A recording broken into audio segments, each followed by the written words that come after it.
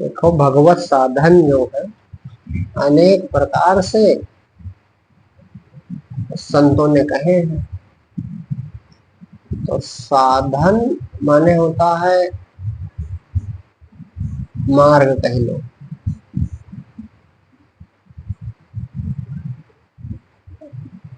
साधन चाहे जो लक्ष्य तो एक है परमात्मा प्राप्ति, और लक्ष्य पर पहुंचकर साधन भी छूट जाते हैं, साधनों का महत्व नहीं रहता।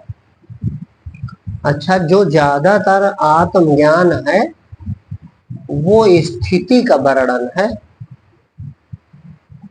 ना, माने मंजिल का वर्णन, लक्ष्य का वर्णन। और हमें अभी यात्रा करनी है, तो यात्रा में मंजिल की चीजें तो दिखाई नहीं पड़ेंगी। जाना है तुमको अमेरिका और हो भारत में, तो भारत में ही अमेरिका की चीजें तो दिखाई नहीं पड़ेंगी, कुछ यात्रा भी तो होगी। तो जीव जो है वो देहाभिमानी है और अज्ञान में। तो जब देहाभिमान मिटेगा तब परमात्मा का दर्शन होगा, तो परमात्मा वाली दशा मिलेगी। तो हम से गलती का होती है कि हम, जैसे हमने छत की परिभाषा सुनी तो हम सीधे छत ही पर पहुंच जाना चाहते हैं या उसे देख लेना चाहते हैं।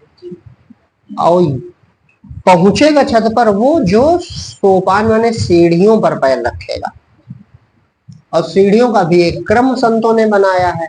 जैसे सीढ़ी का स्वभाव होता है कि पहली सीढ़ी पैर रखो पहले सोपान पे, तो बड़ी सरलता से दूसरे पर पैर पहुंच जाता, और दूसरे पर रखो तो बड़ी सरलता से तीसरे पर, और क्रमशः पैर रखते चले जाओ। और छत के बारे में सुनो न चाहे न सुनो, अपने आप पहुंच जाओगे। जब पहुंचोगे तो पूरा देख लेना कैसा है ना। तो इसी तरह जो साधना काल है उसमें हमें ज्यादा अधिक ब्रह्म निरूपण की जरूरत नहीं होती, बल्कि जो साधन है साधन करने की जरूरत होती है। साधन पर पैर रखना, और जैसा गुरु बतावे, जैसा संत जन बतावे, जैसा ग्रंथ बता रहे हैं तदनुरूप साधना पथ पर चलना चाहिए। ये मुख्य चीज। हम रट लें पूरा ब्रह्म ज्ञान और कहने लगे सुनाने लगे और साधन पथ पर पैर न रखें तो कहाँ हमें वह अवस्था प्राप्त होगी। और जब अवस्था नहीं प्राप्त हुई तो वो ज्ञान मिथ्या ही है। चाहे किसी उपन्यास की कहानी सुनाओ और चाहे ब्रह्म ज्ञान की कथा सुनाओ, दोनों में ज्यादा अंतर थोड़े बचेगा।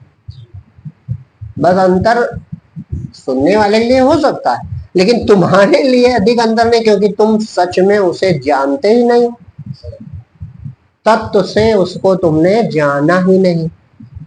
जैसे छोटे बच्चे को आजकल देखो ज्ञान रटाते हैं, तो ये गलत है।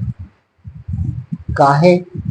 जब वो उसमें निहित उसका तात्पर्य ही नहीं समझ रहा है तो अभी उसको सदाचार तो सिखाओ।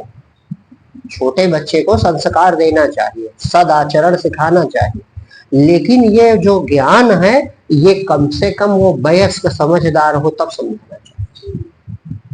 भाई उसका तात्पर्य नहीं समझ रहा तो वो क्या हो जाएगा, वो रट्टू तोता बन जाएगा, और जब वो बड़ा होगा तो वो उसी को ज्ञान मान लेगा और अहंकार मिथ्या बन जाएगा। वो उसी को ज्ञान मान बैठेगा। वो क्या सोचेगा कि यही हमारे बाबा ने, हमारे पिताजी ने बताया था, यही ज्ञान है, वही दुनिया को बताएगा, उसी को ज्ञान मानेगा। और ज्ञान का जो परिणाम है फल, वो उसके हृदय में होगा नहीं। ज्ञान का परिणाम है निर्भीक रहना, ज्ञान का परिणाम है निश्चिंत रहना, ज्ञान का परिणाम है संतुष्ट रहना। तीन चीजें हैं। संतुष्ट हो जाना माने जिसको कुछ नहीं चाहिए, निर्भीक हो जाना, किसी प्रकार का भय नहीं, ना मृत्यु का भय, ना बुढ़ापा का भय, ना रोग का भय, ना शत्रु का भय, ना भविष्य का भय, और निश्चिंत हो जाना, किसी प्रकार की चिंता नहीं। तो ये तीनों फल तो मिलेंगे नहीं कि मिल जाएंगे।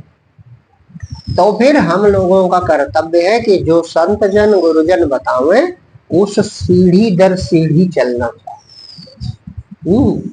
ये हम चर्चा इसलिए करने लगे कि जैसे हम भजन की बात आती है बस हम आसन मार के बैठ गए। आसन मार के बैठ गए और वो करने लगे जो कहा है गुरु ने। तो गलत नहीं है, करो आप, अच्छी बात है। लेकिन देखो लाखों लोग कर रहे हैं, भारत में लाखों लोग, और सफल एको नहीं है। और विक्षित है, कोई ध्यान कर रहा है, कोई विचारणा चल रहा है, कोई माला जप रहा है, लेकिन किसी से पूछो तो सफलता नहीं मिलती जल्दी। तो ये कोई चूक हो रही होगी।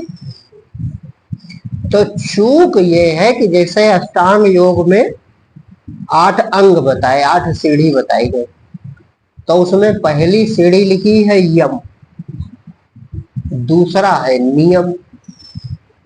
जो यम और नियम का पालन करेगा तो आसन अपने आप लग जाएगा। तन का आसन तुम लगा लेते हो, लेकिन आसन लगना है मन का। आसन का मतलब होता है स्थिर हो जाना। आसन का अर्थ है स्थिर हो जाना। तो मन स्थिर होता है किसी का? और मन तन का संघात है। मन स्थिर होगा तो तन अपने आप आदमी का स्थिर हो जाएगा। मन स्वस्थ होगा, तन अपने आप स्वस्थ हो जाएगा। पहले मन बीमार पड़ता है, मन बीमार पड़ता है, तन बीमार हो जाता है। तो तन मन एक साथ स्थिर होंगे, बस अपने आप। ये जो प्राण है, प्राण होते हैं वासना के कारण। ये सिद्धांत है, सब नियम। तो जब आसन लगा आपका, बस अपने आप प्राण जो है इनकी आवश्यकता जीव को कम होने लगेगी, प्राण छोटे या सूक्ष्म होने लगेंगे।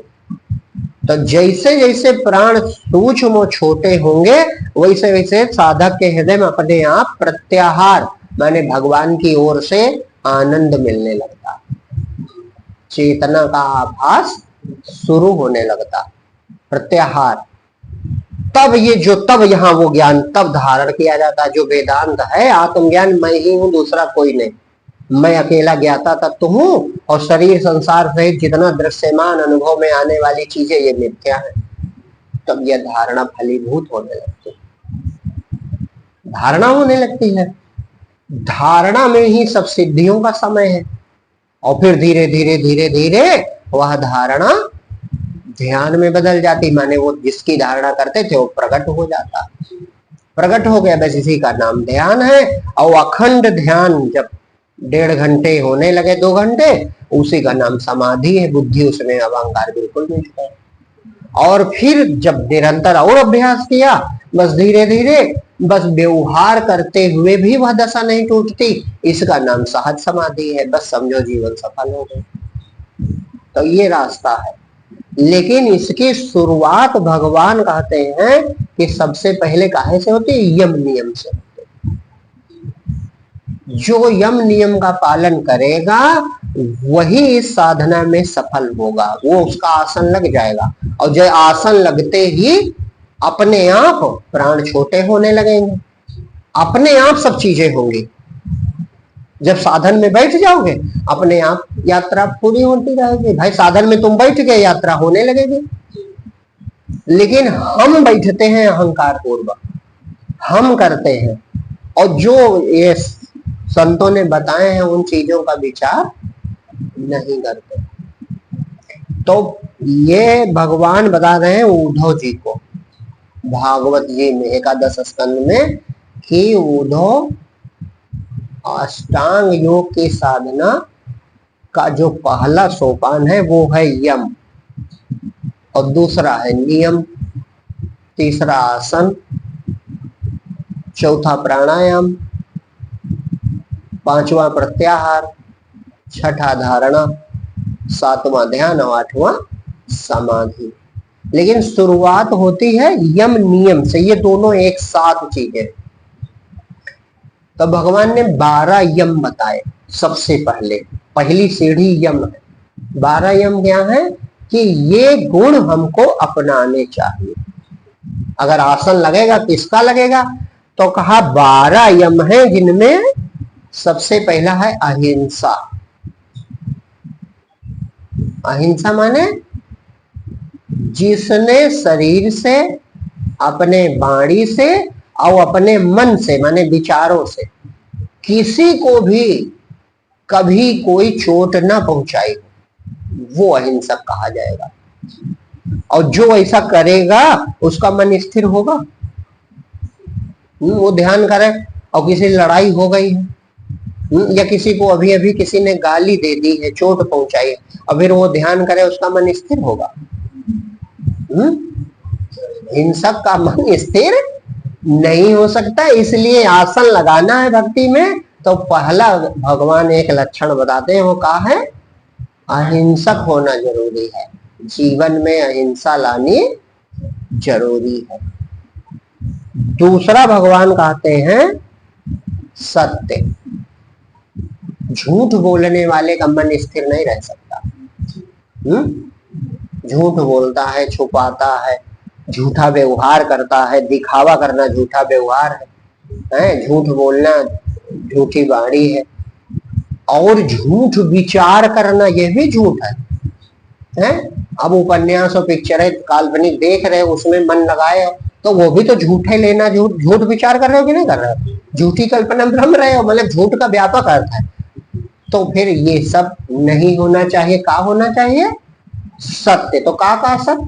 भगवत चर्चा करता है, सत्य ही बोलता है, आचरण सत्य करता है, और सत्य तत्व परमात्मा के अतिरिक्त और कुछ चिंतन नहीं करता। तो जिसमें ये होगा उसका मन अपने आप रुकेगा। तीसरी चीज भगवान कहते हैं आस्ते, माने चोरी न करना।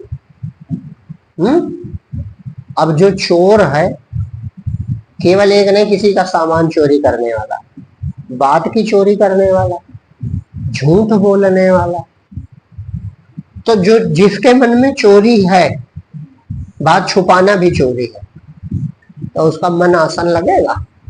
डोलता रहेगा। और मन गतिमान रहे तो तन को रोक पाओगे? कोई है उपाय? जिसका मन चंचल है तो तन क्यों कितनी कला करता है। आंख तो बंद है लेकिन ऐसे ऐसे ऐसे ऐसे कितनी कला लगा। काहे? उसका मन गतिमान है, बेचारा करे तो क्या करे। तो तीन चीजें हो गई, कौन कौन सी? अहिंसा, सत्य और आस्ते, माने चोरी ना होना, झूठ ना होना, हिंसा ना होना। ये तीन चीजें नहीं हो। चौथी भगवान बता रहे हैं असंगता। ये विशेष है।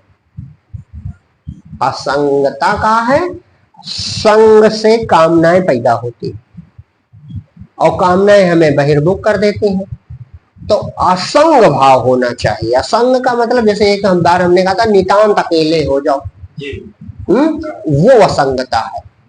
माने हृदय में विचार रखो कि शरीर जब हमारा मिथ्या है तो परिवारी जनों का भी शरीर मिथ्या ही है, और सब शरीरों में चेतन एक है। तो इसलिए मैं नितांत अकेला ही हूँ। ध्यान के समय आसन पर बैठने से पहले ये विचार करना चाहिए कि मैं नितांत अकेला ही, और नहीं तो तुम्हारे बहुत बड़ा परिवार है, बहुत कुछ है, तो चित्त उधर जाएगा कि ध्यान करेगा। जो संग दोष वाला है का उसका ध्यान लग सकता है। तो ये अंदर से, इसी को भगवान ने वहां कहा सबके ममता ताग बटोरी। माने मेरा किसी को ना मानो, मेरा परमात्मा है और परमात्मा के नाते सब मेरे हैं। जिसे औरत घर में होती है तो उसका एक ही संबंध होता है, वो एक एक सहारे घर छोड़ के आती, वो है पति। तो का सबसे लाठी चलाती? पति के नाते ससुर की भी सेवा करती है, देवर की भी सेवा करती है, सासू की भी सेवा करती है, ननद की भी सेवा करती है, अतिथि आ जाए उनकी भी सेवा करती है, करती सब है, लेकिन दो रेते जगह आती पति के नाते। अच्छा मान लो कोई ऐसी बात आ जाए कि मतलब ऐसा आ जाए कि एक को चुनो, तो वो पति की हो जाएगी कि दुनिया की होगी? भाई पति के नाते तो सबकी सेवा। तो इसी तरह भक्त का एक जो मुख्य है वो परमात्मा होना चाहिए।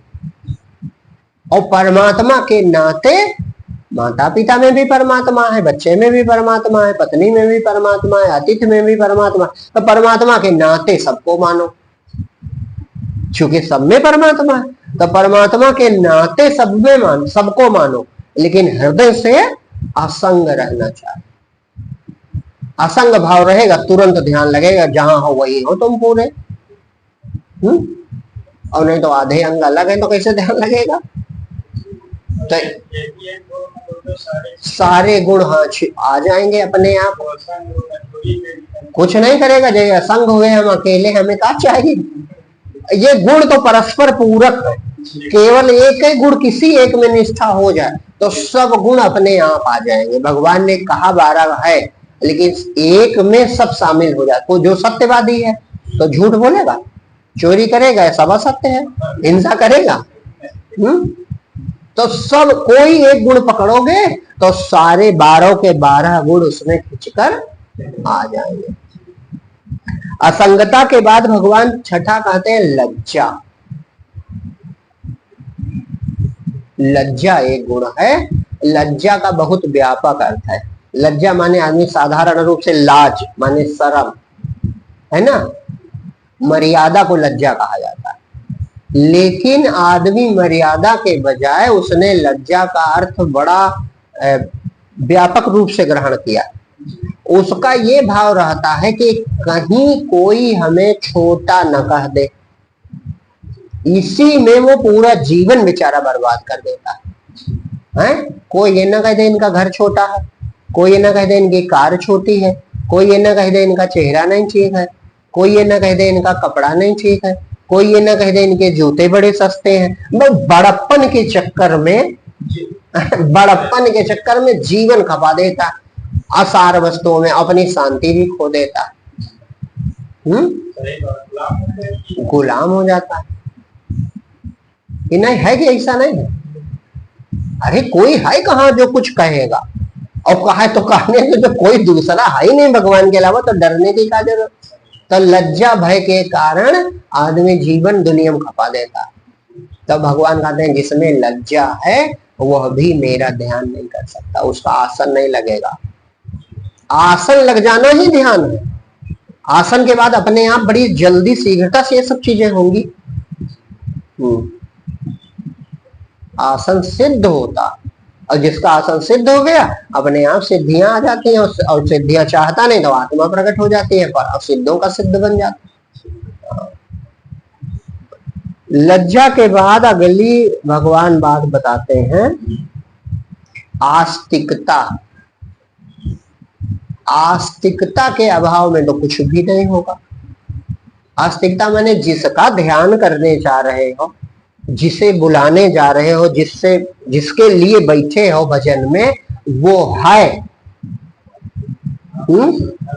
भाई जब श्रद्धे विश्वास नहीं है, आस्तिकता नहीं है, संशय है होगा कि नहीं होगा, तो फिर ना करो, नहीं होगा।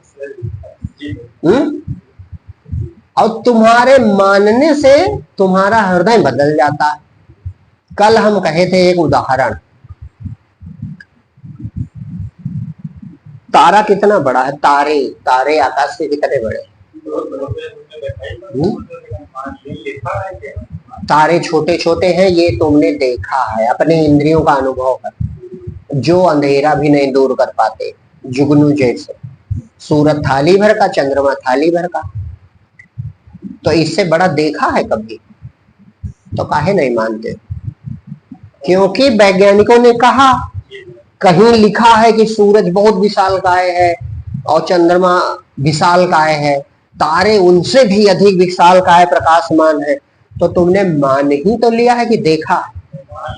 और मान्यता का ये प्रभाव है कि तुम दूसरों को भी वही बताते, खुद भले न जानो, भले पुस्तकों का ज्ञान है, लेकिन दूसरों को भी तुम वही बताते हो, यानी मानने में बड़ी ताकत होती है।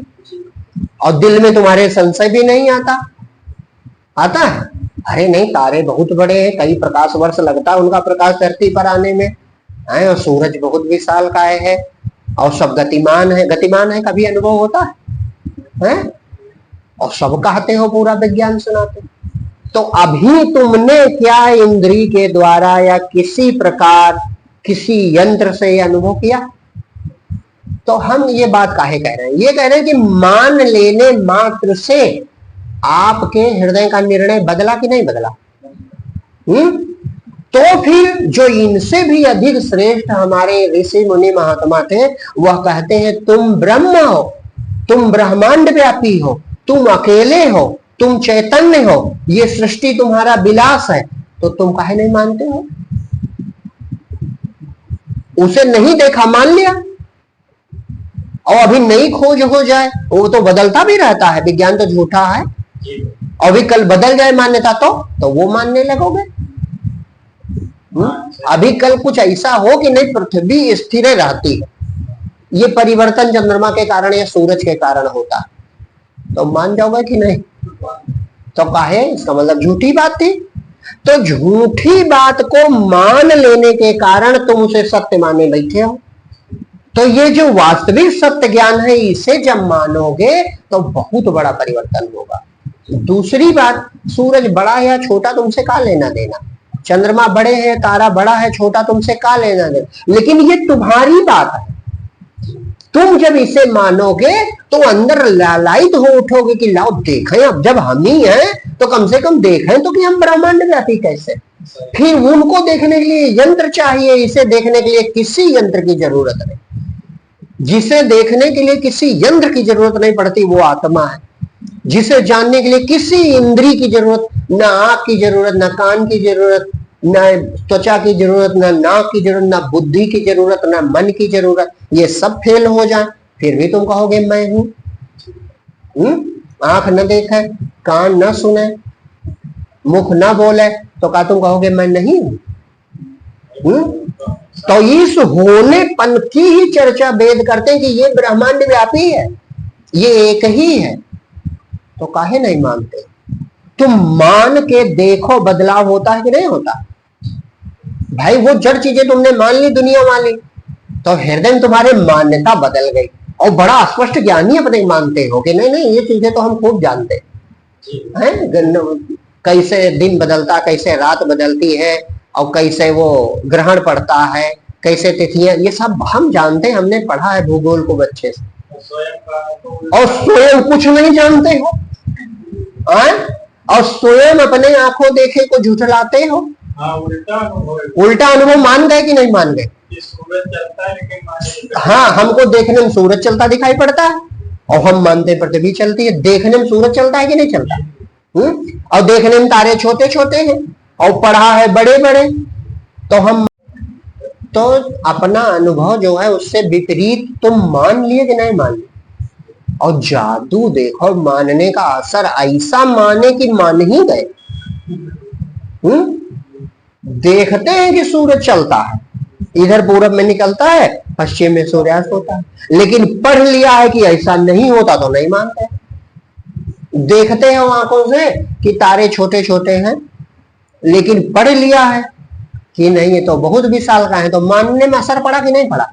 तो आस्तिकता माने मान लेना, आस्तिकता माने मान लेना। क्या मान लेना? कि मैं ब्रह्मांड व्यापी चेतन हूं, हम वो परमात्मा एक है। जिसमें आस्तिकता आएगी उसका मन लग जाएगा, आस्तिक हो जाओ। यह भी एक गुण अकेला काम कर सकता है। सिर्फ मान जाओ बस, भगवान जब हम ही हैं तो चलो जल्दी से जल्दी जाना जाए, चलो जल्दी जल्दी ये दशा प्राप्त की जाए, होगा कि नहीं होगा? तो अगला गुण भगवान कहते हैं आस्तिकता। और फिर ब्रह्मचर्य। ब्रह्मचर्य से क्या होता है? मन गतिमान चलायमान नहीं होता। तो ब्रह्मचर्य का तुमने अर्थ केवल एक है जाना, जननेन्द्रिय का संयम ब्रह्मचर्य है ना, लेकिन ऐसा नहीं। ब्रह्मचर्य माने ब्रह्मज्ञानी ब्रह्मचारी होता है, ठीक, वो ब्रह्म में रहता है, लेकिन अज्ञान काल में साधक को ब्रह्मचर्य करना पड़ता। तो का ब्रह्मचर्य है? सर्वत्र भगवत दर्शन करना, ये आंखों का ब्रह्मचर्य है। हमेशा भगवत चर्चा सुनना, ये कानों का ब्रह्मचर्य है। हमेशा भगवत चिंतन करना, ये बुद्धि का ब्रह्मचर्य है। हमेशा भगवत प्रसाद ग्रहण करना, ये रसना का ब्रह्मचर्य है। माने परमात्मा के अतिरिक्त चित्त न जाने देना अंतःकरण के द्वारा और बाह्य ज्ञान इंद्रियों के द्वारा। भगवान के अतिरिक्त आपका चित्त कहीं न जाए, इसका नाम क्या है? ब्रह्मचर्य है। जो ऐसा करेगा उसे ही ये धारणा सिद्ध होगी। अब ब्रह्मचर्य नहीं है, दिन भर तुम संसार की पिक्चरें देखो, दिन भर संसार के काम करो और शाम को बैठ के आसन लगाओ तो आसन लगेगा? आंखों से तुमने दुनिया ग्रहण की, कानों से तुमने दुनिया ग्रहण की, दिन भर तुमने इंद्रियों से विषय ग्रहण किए, अब सुबह शाम बैठ के ध्यान कर रहे हो तो ध्यान होगा? कुछ नहीं होगा। उसी का विचार बार बार आएगा जो दिन भर देखा है। सब्जी मंडी में गए, नेताओं के बीच गए, बाजार में गए, दुनिया के रंग देखे, अब बैठ के ध्यान करो तो वही याद आएगा, भगवान याद नहीं आएगा। तब ब्रह्मचर्य का मतलब सारा आचरण ब्रह्ममय हो जाए, इसका नाम ब्रह्मचर्य। जिसकी चर्या, जिसकी दिनचर्या ब्रह्मानुवर्ती होती है, माने ब्रह्म में उसका चिंतन रहता है और ज्ञानवान का होता ही, उसके लिए ब्रह्म के अलावा नहीं। वो भोजन करता वो भी ब्रह्म है, वो सोता वो भी ब्रह्म है, वो धरती चलता वो भी ब्रह्म, उसके लिए ब्रह्म में बचता दूसरा, वो ब्रह्मचारी होता। सच्चा ब्रह्मचारी ब्रह्मज्ञानी होता। लेकिन साधक को ब्रह्मचर्य का आचरण करना चाहिए, तभी वैसा होगा, नहीं तो नहीं होगा। ब्रह्मचर्य के बाद मौन, ना बोलना मौन नहीं है। मौन का मतलब है इच्छा रहित हो जाना। जो कुछ नहीं चाहता वो अधिकतर मौन रहेगा, बोलेगा तो सत्य बोलेगा। इच्छा रहित होना ही मौन है, ये याद रखो। और वाणी से चुप रहना ये सच्चा मौन। ये एक इंद्रिय संयम हो सकता है थोड़ा सा, लेकिन ये सच्चा मौन नहीं है। मौन के बाद स्थिरता, स्थिरता ही तो आसन है। तो स्थिरता काहे में होनी चाहिए? अपने निर्णय में स्थिरता ही स्थिरता। जिसके निर्णय में ये बात पक्की हो गई कि ब्रह्म सत्य है, जगत मिथ्या है, अनुभवी सत्य है, अनुभव आने वाली चीजें मिथ्या है, मैं सत्य हूं, इसके अतिरिक्त मैं जो कुछ जानता हूं सब मिथ्या है। जिसका ये निर्णय पक्का है वो स्थिर, स्थित प्रज्ञ जिसे कहा जाता है, गीता भगवान ने कहा वो स्थिरता। भले नहीं है हमारा निर्णय तो क्या हुआ? हम जैसे अभी फिर वही उदाहरण कहेंगे, उस भूगोल वाले ज्ञान पर तुम स्थिर हो कि नहीं हो? हमने ये चर्चा की, फिर भी तुम बदले नहीं कि बदल गए? बदले नहीं। अपना ही रोज देखते हो, लेकिन उस अनुभव, इंद्रिय अनुभव भी तुम्हारे निर्णय को बदल नहीं पाता। तो सोचना चाहिए कि मान जाने में कितनी ताकत होती कि अपने इंद्रिय अनुभव और हमारे ही निर्णय नहीं बदल पाता। आश्चर्यमय है कि नहीं है? और न देखा, न सुना, न जाना, और ये तो परमात्मा अपना रूप है। जिस दिन देख लोगे, जान जाओगे तो क्या हाल होगा? लेकिन लोग झूठा तर्क करते हैं, मानने के नहीं तैयार हो। ये होश ही नहीं आता कि यार जिसे ना देखा, ना जाना, ना अनुभव किया, केवल मान लिया। और अपने इंद्रिय अनुभव तक को नहीं मानते, हम खुद के अनुभव नहीं मानते, तो इसका मतलब इसमें कोई बड़ी बात मान जाने में। तो बस यहां भी यही बात तुमको करनी है। स्थिरता आ जाएगी जब मान जाओगे। और क्षमा और अभय, दो चीजें और भगवान का, ये 12 चीजें जो हैं यम है। क्षमा का है, क्षमा माने आपके साथ कोई कुछ कर सकता, कोई गाली दे दे, कोई कहे ढोंगी है, कोई बुरा कह दे, तो अगर उसकी बात तुम हृदय में ले लोगे तो फिर का आसन लगेगा, ध्यान होगा। लोग बात हृदय में लेके तो अपना सब मिट जाते हैं, मारपीट करते हैं, जीवन बर्बाद हो जाता है। तो क्षमा एक कवच है, वो दूसरे के लिए नहीं। क्षमा कोई दूसरे को नहीं करता, क्षमा तुमको बचाता। हम जान नहीं पाते, हम सोचते क्षमा दूसरे को करना। क्षमा दूसरे को नहीं करना, क्षमा वह कवच है जो भक्त को बचा लेता, उसका हृदय सुरक्षित रहता। क्षमा कर दिया, अरे पागल है, गाली देता, वो जाने उसका काम, उसने बुरा कहा, वो जाने उसका काम है। अहित हमारा कर नहीं सकता, क्योंकि परमात्मा की मर्जी के बिना पत्ता नहीं हिलता, तो हमारा हित क्या कर पाएगा। वो बातों से या अपने किसी दुष्कर्म द्वारा तुम्हें अपनी तरफ खींचना चाहता हो तो उसे क्षमा कर दो, माने भूल जाओ। तो क्षमा साधना को बचाएगा कि नहीं बचाएगा? तो कवच है कि नहीं है?